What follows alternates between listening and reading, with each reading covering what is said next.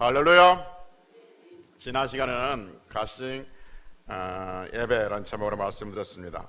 거룩하지 않는 인간이 거룩할 수 있는 유일한 방법은 거룩하신 하나님을 만나는 것이다 라고 말씀드렸고, 그래서 하나님을 만날 때 그의 영혼이 잘 되고 하나님을 만날 때 그의 인생이 복이 있다고 말씀드렸는데, 그 하나님을 만나는 길이 예배라고 말씀드렸습니다. 그래서 예배에 승리하는 자가 결국 승리하는 인생을 살게 된다라는 말씀드렸습니다. 오늘은 말씀을 이루신 하나님이란 제목으로 말씀을 드립니다. 주보에 보면 앞에 주일날 예배 순서에는 말씀을 이루신 하나님이라고 해놓고, 또 은혜로운 말씀 뒤에 설교 요약에 보면 오늘은 합력하여서 이루신 하나님 제목으로 말씀을 전한다라고 했습니다. 이게 왜 이렇게 됐냐 하면, 처음에 합력하여서 이루신 하나님이란 제목으로 설교를 그렇게 그 폼으로 진행해 가다가 보니까 합력하여서 이루신 하나님보다는 말씀을 이루신 하나님 쪽으로 말씀이 점점 흘러가서 교정을 했는데, 이쪽은 앞에는 교정하고 뒤에 그 말씀을 요약의 말씀은 교정 안 해놓고 그냥 보내가지고 이렇게 두 개 다르게 나왔는데, 같은 의미를 보면 될 것 같습니다. 혹시 궁금해하실까봐 잠깐 말씀을 드렸어요. 오늘 말씀이 말씀을 이루신 하나님 제목을 말씀드리는데, 성경을 통해서 우리가 배우고 있는 것 중에 하나가 뭐냐면, 하나님은 말씀하신 분인데, 근데 그 말씀하신 하나님은 그 말씀을 반드시 이루어 가신다 하는 것이죠. 반드시 하나님께서 말씀하신 모든 말씀 다 이루어 가세요. 그래서 성경을 보면 하나님께서 우리를 축복하신다는 말씀도 많이 있지만, 정말 강조해서 우리에게 하나님께 들려주신 말씀이 뭐냐면, 하나님께서는 하나님께서 말씀하신 그 말씀을 1.1획도 땅에 떨어지지 아니하고 반드시 이루어 가신다는 것을 성경 66권을 통해서 우리에게 보여주고 있죠. 그래서 이사야서 55장 10절부터 11절의 말씀을 보면 우리가 잘 아는 이런 말씀이 있습니다. 비와 눈이 하늘로부터 내려서 그리로 되돌아가지 아니하고 땅을 적셔서 소출이 나게 하며 싹이 나게 하며 파종하는 자에게 종자를 주며 먹는 자에게 양식을 줌과 같이 내 입에서 하나님 입에서 나가는 말도 이와 같이 헛되이 내게로 돌아오지 아니하고 나의 기뻐하는 뜻을 이루며 내가 보낸 일에 형통하려다 라고 말합니다. 하나님께서는 하늘에서 비와 눈이 내리면 그 비와 눈이 하늘로 돌아가지 아니하고 땅을 적셔서 여러 가지 열매를 맺고 결과를 만나듯이, 하나님 입에서 나오는 말씀은 반드시 그 말씀의 결과, 그 말씀을 완성시킨다라고 말씀하고 있는 것이죠. 그래서 오늘은 그렇다면 하나님께서 말씀하신 그 말씀이 어떻게 이루어지고 있는지 두 가지 경우를 한번 보고, 하나님께서 이렇게 말씀을 이루어 가시구나 하는 것을 전해드리려고 합니다. 원래 세 가지 하려고 했는데 시간이 없어서 두 가지로 축약해서 말씀을 드립니다. 분명한 것은 오늘 제가 두 가지 말씀드리는데, 이 두 가지뿐만 아니라 많은 부분에서 하나님께서 말씀하시면 이루어 가신다는 것이죠. 첫째 뭐냐면, 미가서 5장 2절 봅시다. 미가서 5장 2절. 미가서 5장 2절. 미가서 5장 2절. 미가서가 어디 있죠? 우리 구약 있죠? 우리 성경 목록에서 배웠죠? 아모스, 오바네오나, 미가, 나움, 하박국, 스바냐. 오늘 또 배울 거예요. 미가가 나움 앞에 있겠죠? 요나 뒤에 있겠고, 그 중간에 있을 겁니다. 구약 성경으로는 1294페이지. 1294페이지. 더워요 지금 좀. 그래서 지금 다 이렇게 졸고계세요. 좀 끄세요. 보일러 좀. 추워요? 아 그래요? 보일러를 좀 끄달라니까 뒤에서 안 끈답니다. 춥다고. 1294페이지 미가서 5장 2절 봅시다. 5장 2절. 베들레헴 시작. 베들레헴 에브라다야, 너는 유다 족속 중에 작을지라도 이스라엘을 다스리는 자가 내게서 내게로 나올 것이라. 그의 군보는 상고의 영원에 있느니라. 이 말씀이 무슨 말씀이냐면, 하나님께서 메시아 구원자를 보내주셨는데, 그 메시아, 그 구원자, 즉 예수님이시겠죠? 예수님께서 어디서 태어날 것이냐 말씀하시냐면 베들레헴에서 태어날 것이다, 그렇게 말씀해 주고 있어요. 예수님께서 메시아가 구원자가 어디서 오냐면 베들레헴에서 태어날 것이다. 베들레헴에서 올 것이다 라고 말하고 있는 거죠. 이제 그 미가 선지자를 통해서 말씀하신 거예요. 이제 때가 되어서 하나님께서 구원자이신 예수님을 이 땅에 보내주시잖아요. 보내주시는데 누구를 통해서 보내주시냐면 마리아를 통해서 이 땅에 예수님을 보내주시잖아요. 그래서 성령으로 마리아에게 잉태케 하셔서 예수님께서 이 땅에 오십니다. 그런데 여러분, 이때 마리아가 성령을 잉태할 때 이때 마리아가 어디에 살고 있었냐면 갈릴리 나사렛이라는 동네에 살고 있었습니다. 누가복음 1장 26절에 이렇게 말해요. 천사 가브리엘이 하나님의 보내심을 받아 갈릴리 나사렛이라는 동네에 가서 마리아에게 잉태시켰다 이렇게 말씀하고 있습니다. 그러니까 갈릴리 나사렛 동네에 가서 가브리엘 천사가 이제 마리아에게 성령으로 예수님을 잉태케 하게 하셨다는 것이죠. 그런데 갈릴리 나사렛이라는 말은 그 갈릴리 지역에 갈릴리 그 바다 지역에 그 나사렛이라는 동네에 살고 있었는데 그 유대 지도를 보면 갈릴리 나사렛이 어디 있냐면 오늘 오후에 배우겠지만 북쪽에 있어요. 북쪽에 북쪽에 있고 그 다음에 예수님께서 하나님께서 예수님이 어디서 태어나셨냐면 베들레헴에서 태어난다고 하셨잖아요. 베들레헴이 어디가 있냐면 남쪽에 있어요. 남쪽에. 그래서 그 지도를 이렇게 제가 구글의 지도로 해보니까 그러니까 북쪽 갈릴리 나사렛에서 남쪽 베들레헴까지 거리를 정확하지 않겠죠. 구글 지도 대충 쟀으니까 150km 정도 돼요. 150km 정도. 그래서 150km 정도 되면 어딜까? 어느 정도 될까? 울산에서 150km 딱 재보니까 어디까지 나오냐면 문경 정도 돼요. 문경 정도. 150km가 대충 그 정도 되더라고요. 그러니까 무슨 말이냐면 우리식으로 바꿔보면 지금 그 마리아는 어디에 살고 있냐면 문경에 살고 있어요. 문경에. 그런데 하나님께서 뭐라고 말씀하시냐면 예수님은 울산에 태어난다고 이렇게 말씀하고 있는 거예요. 그렇게 그냥 거리가 남과 북의 거리가 멀단 말이에요. 당시 사회에서는 그 한 지역을 그 지역에 태어나서 그 지역을 벗어나서 생활하기가 어렵습니다. 쉬운 일은 용이한 일은 아니죠. 그러니까 우리나라도 옛날에 그랬지 않습니까? 우리나라에도 태어나면 태어난 곳에서 자라고 거기서 결혼하고 거기서 죽는 경우들이 많이 있잖아요. 기껏 벗어나는 게 면 하나 벗어나서 결혼하고 그 지역에서 그렇게 사는 것이죠. 옛날에도. 그러니까 그때 당시 그때 당시 유대 사람도 마찬가지예요. 그 지역에 사는 사람들이 거기서 그냥 태어나서 거기서 결혼하고 거기서 죽게 되어진다는 거죠. 그래서 특별한 일 없으면 이렇게 먼 지역으로 벗어나기가 좀 힘들죠.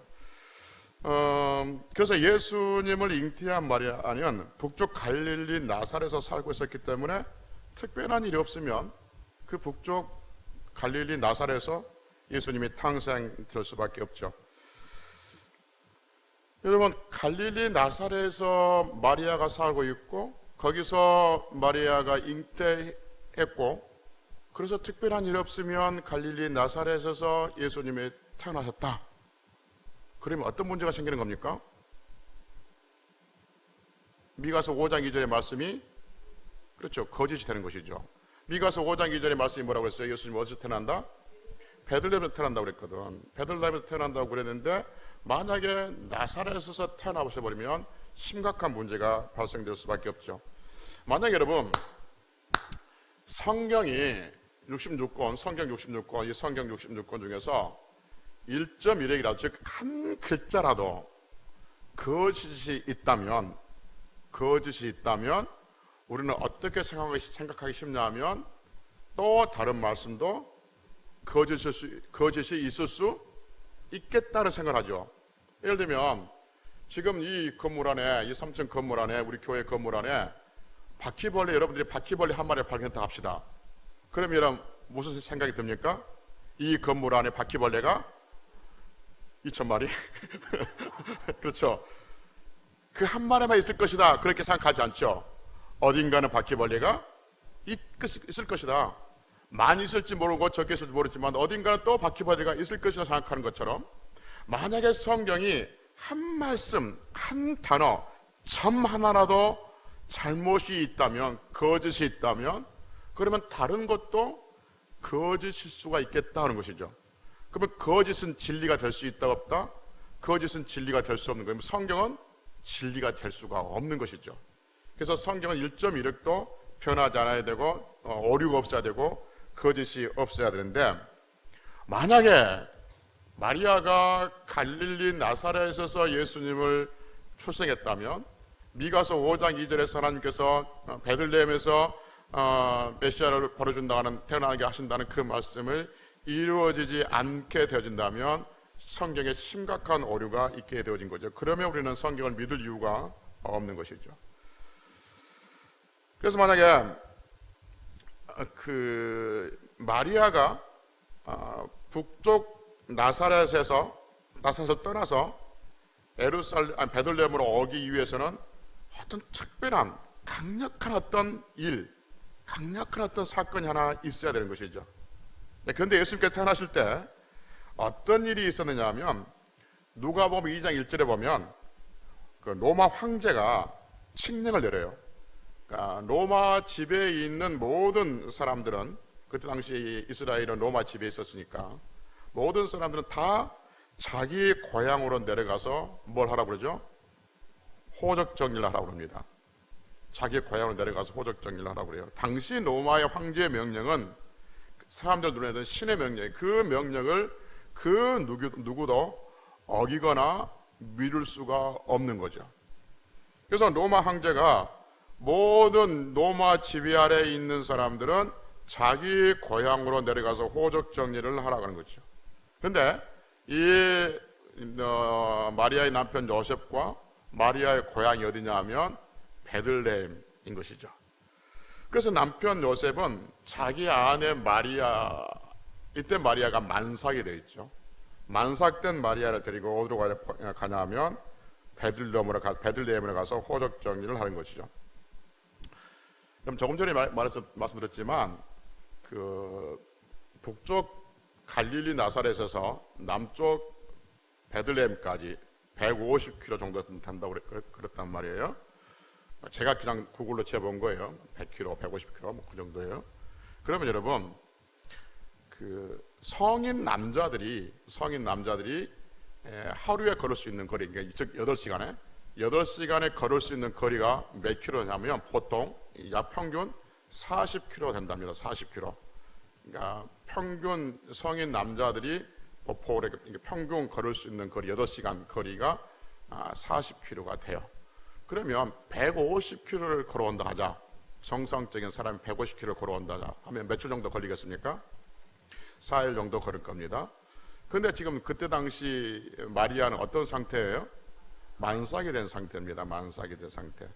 그러니까 만삭이 된 상태에서 물론 오다가 무슨 뭐 달구지를 타고 뭐 지금처럼 뭐 버스가 없었으니까 달구지를 얻어 타고 뭐 그렇게 온다 할때 넉넉 잡고도 일주일 정도 이제 걸릴 겁니다.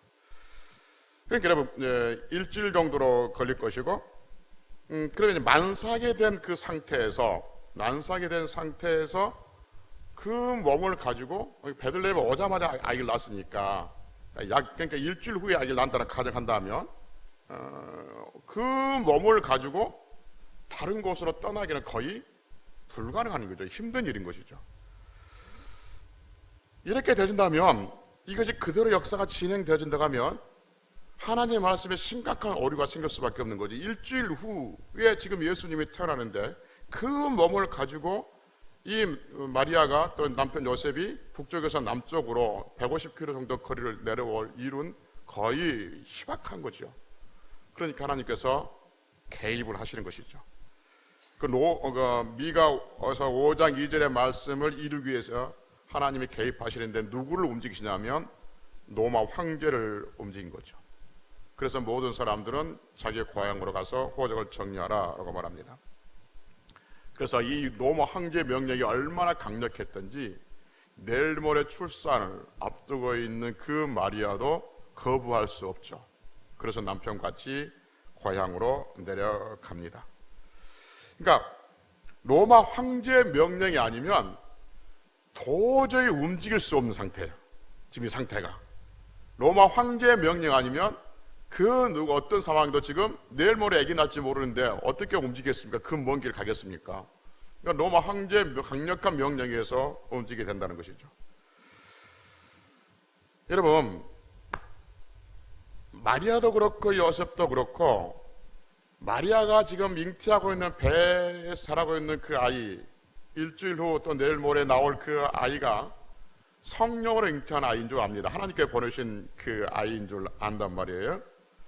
그러면 남편도 그렇고 마리아도 그렇고, 여보, 성경에 보니까 메시아 구세주, 당신 지금 배 안에 있는 그 아이가 분명히 하나님께 주신 메시아하고 구세주인데, 근데 성경에 보니까 그 미가서 5장 2절에 보니까 그 메시아는 베들레헴에서 난다고 했잖아.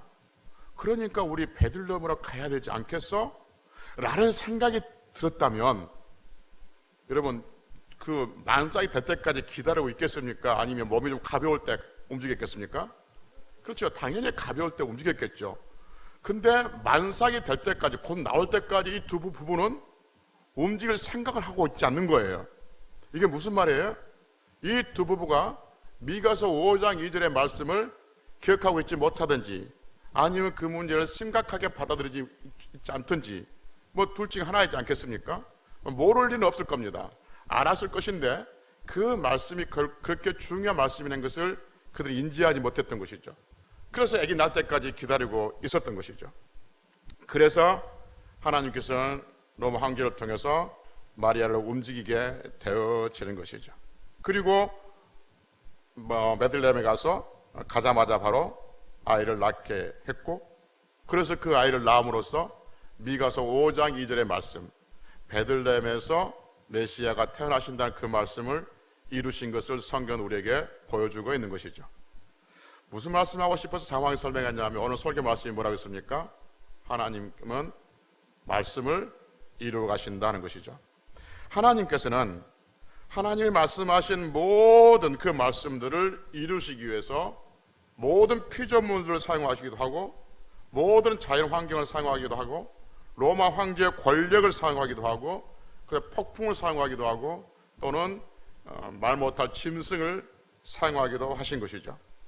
우리 하나님께서 하나님의 일을, 하나님의 말씀을 이루시기 위해서 사람의 지혜를 사용하기도 하시고, 사람의 경험도 사용하게 하시고, 세상의 권력도 사용하게 하신 거죠.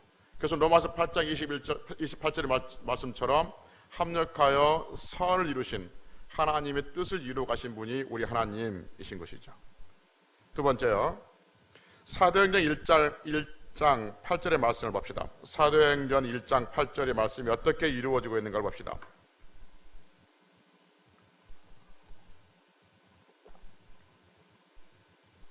사도행전 1장 8절의 말씀, 우리가 잘 아는 말씀이에요. 신약성경에 있습니다. 오직 성령의 시작. 오직 성령이 너에게 임하시면 너희가 권능을 받고 예루살렘과 온 유대와 사마리아와 땅끝까지 이르러 내 증인이 되리라 하시니라. 아멘. 이 부분은 저희가 자주 말씀드려서 잘 알고 계시지만 다시 한번 말씀드리면, 예수님께서 승천하시기 전에 뭐라 하냐면, 성령이 오시면 너희가 권능을 받고 예루살렘과 온 유대와 사마리아와 땅끝까지 이르러 내 증인이 되리라 라고 말씀하십니다. 여러분, 예루살렘, 온 유대, 사마리아, 땅끝까지 이르러서 복음이 전파될 것이다 라고 말씀하시는데, 우리 눈에 들어올 한 지역이 있습니다. 그 지역이 뭐냐 하면 사마리아라는 지역이죠. 사마리아 지역. 여러분 알고 계시겠지만 당시 유대인들과 사마리아 사람들은 어떤 관계에 있는지, 그리고 두 땅의 관계가 어떤 관계인지 우리는 다 알고 있습니다. 유대인들은 어떤 경우에도, 즉 죽었으면 죽었지 사마리아 사람들을 만나지 않고 사마리아 땅에 들어가지 않습니다. 물론 사마리아 사람도 마찬가지, 유대인 땅에 들어오지 않고 유대인들을 만나지 않습니다. 그러니까 같은 팔레스타인 지역에 살고 있으면서도 유대인과 사마리아는 원수 그 이상의 관계를 맺고 있어서 유대인들이 사마리아 땅에 들어가지는 않는 거예요. 그런데 예수님께서 뭐라고 말씀하시냐면, 성령이 오시면 너희들이 권능을 받고 예루살렘과 온 유대와 사마리아와 땅끝까지 이르러서 복음이 전파될 것이다 라고 말합니다. 그게 가능할까? 예수님께서 바로 하나님의 아들이시며 하나님께서 보내주신 구원자라는 그 복음을 전하는 데 있어서 사마리아까지 들어가서 복음을 전해진다는 것은 당시의 상황으로서는 불가능 중에 불가능한 일이 되는 것이죠. 그런데 어떤 일이냐면 우리가 아는 것처럼 성령이 임하십니다. 그리고 각 사람이 임하시고, 그렇다면 성령이 임하셨다면 이제 어떤 일이 벌어져야 되냐면 예수님 말씀처럼 그 예수님이 하나님의 아들이라는 그 복음이, 그 전도가 예루살렘과 온 유대와 어디까지? 사마리아와 땅끝까지 전파되어져야 하는 것이죠. 당연히 전파되어져야 합니다. 왜냐하면 예수님께서 그렇게 말씀하셨기 때문에 그렇다는 것이죠. 그런데 여러분, 성령이 임하셨음에도 불구하고 사람들이 온 예루살렘과 유대에서는 복음을 전하지만 사마리아의 복음을 전하지 않습니다. 들어가지가 않는 거예요. 누구든지 그 땅에 아무도 들어가지 않습니다. 그래서 하나님께서 강력한 행동을 하시죠. 그 강력한 행동이 뭐냐면 스데반 집사의 순교죠. 하나님께서 스데반 집사님을 순교시킵니다. 스데반 집사님을 죽게 하시는 것이죠. 스데반 집사님을 죽게 했다는 것은 사람들이 복음을 전도하는 스데반 집사님을 돌로 쳐서 죽였다는 것은 무엇을 의미하고 있느냐 하면 또 다른 예수 믿는 사람들 다 죽이겠다는 것을 선포하고 있는 것이죠. 그래서 그것을 보는 예수 믿는 사람들이 사도들만 빼놓고 나머지 사람들이 각자 예루살렘과 유대를 다 떠나서 흩어지기 시작합니다. 흩어지기 시작하는데 누가 사마리아로 들어가냐 하면 빌립 집사님이 사마리아로 들어갑니다. 그러니까 빌립 집사님 입장에서 보면 사마리아가 가장 뭐한 거예요? 안전한 곳입니다. 왜냐하면 그 누구도 자기를 잡으러 사마리아로 들어올 사람은 없는 것이죠. 그래서 빌립 집사님은 스데반의 순교를 보고 자기가 살기 위해서 어디로 가냐 하면 사마리아로 들어갑니다. 아무도 들어가지 않는 그 땅에 들어가요. 그래서 그 땅에 들어가서 빌립 집사님이 복음을 전하는 것이죠. 그래서 복음을 전했더니 사도행전 8장 8절 보니까 그 성에 큰 기쁨이 있었다라고 말씀하고 있습니다. 그러니까 사마리아 성 안에는 예수 그리스도를 알지 못했기 때문에 그들은 기쁨이 없었어요. 영적인 기쁨이 없었어요. 그런데 빌립 집사님이 들어가서 복음을 전함으로써 그 성에 큰 기쁨이 있었어요. 그 복음이 전하는 사마리아 지역에 어떻게 복음이 들어가느냐? 스데반 집사의 순교로 인해서 빌립 집사님이 사마리아에 들어가서 복음을 전하게 되었다는 것이죠. 그래서 사도행전 1장 8절 성령이 너에게 임하시면 권능을 받고 예루살렘과 온 유대와 사마리아 땅끝까지 이르러 내 증인이 되리라는 그 말씀을 하나님께서는 스데반 집사님의 순교를 통해서, 죽음을 통해서 그 일을 진행해 가고 있는 것을 보게 된다는 것이죠.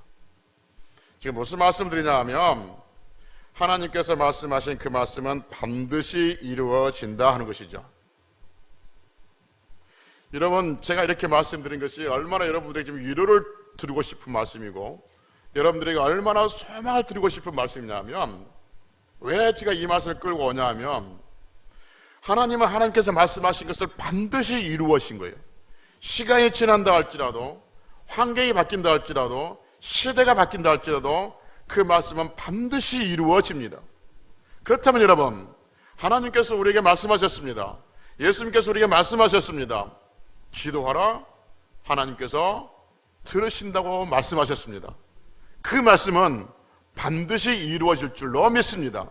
이 말씀을 드리고 싶어서 지금 계속 끌고 왔던 거예요.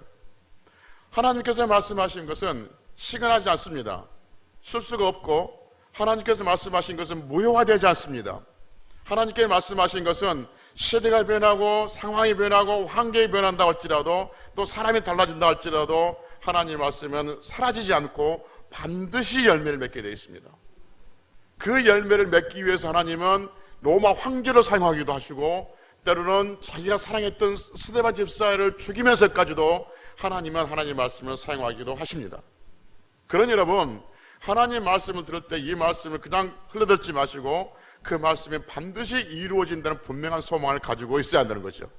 때로는 좋은 일, 때로는 좋지 않는 일, 때로는 병든 일, 때로는 건강한 일, 때로는 기쁜 일, 슬픈 일, 낙심될 일, 소망스러운 일, 모든 일들 하나님은 합력해서 모든 일들 하나님께서 사용하셔서 하나님 말씀을 이루어 가신 분이 여러분과 제가 믿는 우리 하나님이신 줄로 믿습니다. 할렐루야. 그런 여러분, 오늘 말씀 듣고 그랬어? 그랬구나라고 끝나는 것이 아니라 그렇다면 이 말씀도 이루어지겠네? 그것이 우리 안에 있어야 한다는 거죠. 그러면 세상 끝날까지 우리와 함께 하시겠다는 그 말씀도 이루어지겠네? 그 말씀도 지금 진행되고 있겠네? 그것을 받아야 되는 거죠. 예수님을 믿는 자들에게 하나님의 자녀가 되는 권세를 주신다고 하셨는데, 그러면 그 말씀도 이루어지네? 예수 그리스도를 믿으며 하나님의 자녀가 되는 그 권세를 우리가 주신다고 하셨니, 그 말씀도 이루어지네? 이것이 제가 지금 여러분께 드리고 싶은 말씀인 것이죠. 그래서 미가 선지자를 끌어왔고 스데반 집사의 죽음을 끌어왔던 것이죠. 예수 그리스도를 믿으면 하나님의 자녀가 되고, 하나님의 자녀가 되는 자는 영생을 얻고, 영생을 얻은 자는 천국에서 하나님 품 안에서 지내게 된다는 것을 성경에서 우리에게 말씀하고 있는데, 그 말씀대로 이루어질 것을 우리는 믿고 있는 것이죠. 왜 믿고 있느냐? 지금까지 말씀했던 모든 것들이 다 이루어졌기 때문에 이 말씀도 이루어진다 하는 것이죠. 사랑하는 성도 여러분, 예수 그리스도를 믿는 자에게는 영생을 주신다고 말씀하셨습니다. 하나님이 세상을 이처럼 사랑하사 독생자 주셨으니 이는 그를 믿는 자마다 멸망치 않고 어떻게 한다고요? 영생. 영생이 뭐예요? 영생이 영원한 생명이에요. 여러분, 영원한 생명이 있음을 믿습니까? 믿습니다. 왜 믿습니까? 하나님께서 말씀하셨기 때문에 그렇습니다. 우리가 영생을 봐서 믿는 게 아닙니다. 우리가 영생을 경험해서 믿는 게 아닙니다. 하나님께서 말씀하셨기 때문에 영생을 믿습니다. 그 영생은 이 땅에 없습니다. 그 영생은 천국에 있는 것이죠. 그 천국에 갈 수 있는 유일한 길이 우리 주 예수 그리스도라고 말씀하고 있는 거예요. 제가 지금 말씀드리는 것은 하나님의 말씀은 변하지 아니하고 반드시 이루어지고, 그분이 말씀하신 것은 반드시 완성되는데, 그 완성된 하나님 말씀 중에 여러 가지가 있지만 예수 그리스도를 믿으면 하나님의 자녀가 되는 권세가 있다. 그리고 하나님의 자녀가 되는 권세는 하나님의 집에 천국에 간다. 이것이 하나님께서 우리에게 말씀하신 것이고, 그 말씀을 우리는 믿고 있는 것이죠. 그래서 사랑하는 성도 여러분, 하나님을 믿고 있기 때문에 하나님께서 말씀하신 그 말씀이 반드시 이루어짐을 믿고, 그 말씀을 붙들고 그 말씀을 의지하며 그 말씀이 이루어질 것을 믿으며, 지금의 상황이 어떤 상황이든지 낙심하거나 절망하거나 좌절하는 것이 아니라 하나님께서 우리에게 주신 천국의 소망을 가지고 승리하는 성들이 되어야 될 줄로 믿습니다. 우리가 분명히 하나님 나라에 대한 소망이 있고, 분명히 우리가 영생을 가지고 있고, 예수 그리스도를 믿는 자에게 하나님의 자녀가 되는 권세가 있다고 믿는 성도들은 삶에 이런저런 좀 흔들리고 좀 어지러운 그것 때문에 우리의 마음 뺏기지 않습니다. 그것 때문에 신앙을 떠나고 이렇게 그렇게 움직이지 않습니다. 여러분, 우리가 믿는 하나님이 어떤 하나님이십니까? 그분은 말씀을 이루신 하나님, 반드시 이루신 하나님. 그 하나님께서 말씀을 이루시는데 나만 빼놓고 이루고 가시겠습니까? 나만 빼놓고, 우리만 빼놓고 하나님 말씀을 이루고 가시겠습니까? 내가 기도하면 들어준다 약속했는데 너는 아닌 것 같아, 너희들은 아닌 것 같아, 빼고 가진 않습니다. 다 그 말씀 안에 포함되어 있는 줄로 믿습니다.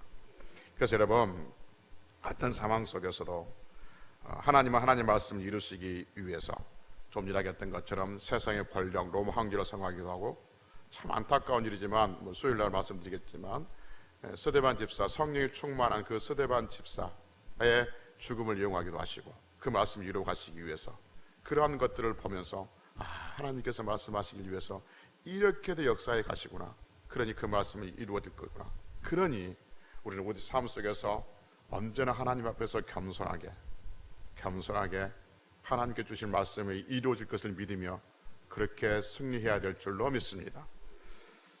우리 지지난주 그 주일 오후에 드린 찬양 중에 감사 위에 감사를 덮으면 위에 뭐가 쌓인다고요?